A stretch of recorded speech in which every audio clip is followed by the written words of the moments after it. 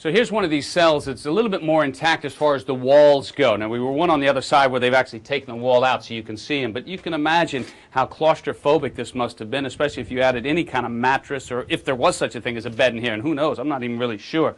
But it would really close in on you pretty quickly. And obviously, the heat and the humidity would be pretty oppressive. And this is pretty much a good perspective on one of these cells. I guess you could climb up here to look out. That would be the highlight of your day, probably. Okay, so we left the prison compound, and now we're outside of it, and you can see you have the different housing here for presumably the officials and the guards and their families that lived here on island and took care of the facility. It's amazing, however, the close proximity. I mean, I don't even know if you're talking 40 yards here between the actual prison gate and some of this housing right over here. We're going to go take a look at it. Come along.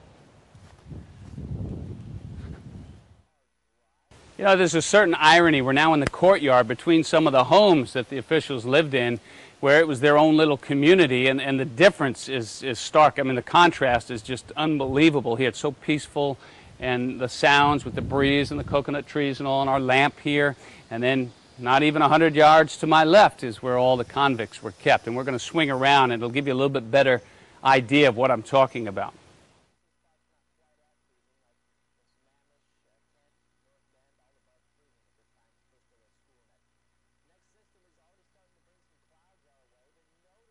By the way, that area we were just in, that's now set up as a hotel if you want to come stay here for a night or two. And then here's another very imposing structure. You have the chapel over there, which we can swing around and take a look at. And then, of course, we have the lighthouse here, and you can even see where it says 1934.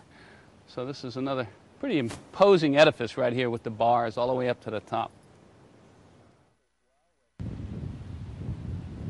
So here we are outside Habitation du Medicine Chef. I'm assuming this is where the doctor lived, basically. And it was restored in 1996, but we better not let the ship's doctor see this because he may say, hey, my accommodation doesn't quite approximate this. It's really pretty impressive. Quite a little spot for the doctor. And presumably his family. All right, let's have a little recap here just to give you an idea once again. If we look off to my left, this is that area where you had all the housing for the guards and their families. On the other side of that is where the prison was, with the regular cells as well as the solitary confinement. As we look over now to the left, we're going to kind of swing around. We'll try not to do it too fast. We have the building that housed, and that was restored in 1996. That housed the doctor, presumably and his family, or maybe more than one doctor. Then the chief, I believe, was in the building next to it, chief of the island, and there's other housing for people that worked here a little bit further along. Now, as we swing back around, you'll also have a chance to see the church that we looked at earlier. And then further down, the big building, the two-story building, that's the hospital. Then we went down beyond that, and that's where we saw all the monkeys in the trees. And then we're going to walk down a little further, and that's where the children's cemetery is.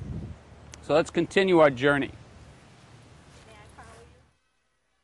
Okay, one of our final stops, we're going to head down the hill here. We just saw the monkeys before, and then we're going to head down this hill, and this was the final stop, obviously, for many of the children. They call it the Children's Cemetery, and that would be the children of the people that worked here on the island. So let's go down and take a look at it. Okay, here we are down in the Children's Cemetery, and you can see this was Denise Courtalon, born on the 28th of June in 1905 and died on the 9th of October in 1905. So that was 101 years ago. And did not last very long. And then this one over here, it says 27 months, I think, and it looks like the child died on the 10th of March in 1906. So 100 years ago, almost to the day.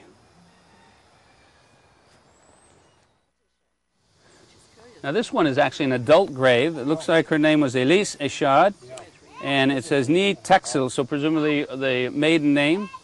And born in 1904 in Saint-Jean, Guyana, and died on, let's see, in 1938.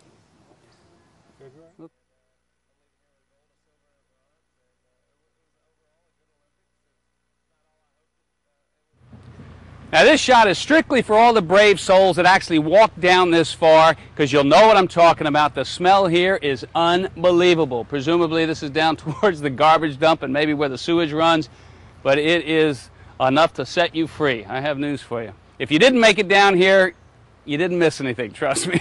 Woo! How do we get out of here, Scott? Go back. Well, as we prepare to head back to the ship after a very interesting morning here over on Ile Royale, you can take one last look at the real Devil's Island, plane circling around it, and it really is quite imposing. And as you can see with the discoloration of the water, you get some idea of the currents. You can see the wind coming in as well, and how imposing the rocks are. Now, it's only about 660 feet between the channel right there, but there is quite a swift current. And then now you head out there, you're heading out to the middle of nowhere. That's Devil's Island, ladies and gentlemen. We hope you've enjoyed your visit today. I'm sure we've enjoyed it a lot more than some of the other people that have come here. But now it's back to the luxurious confines of Crystal Symphony.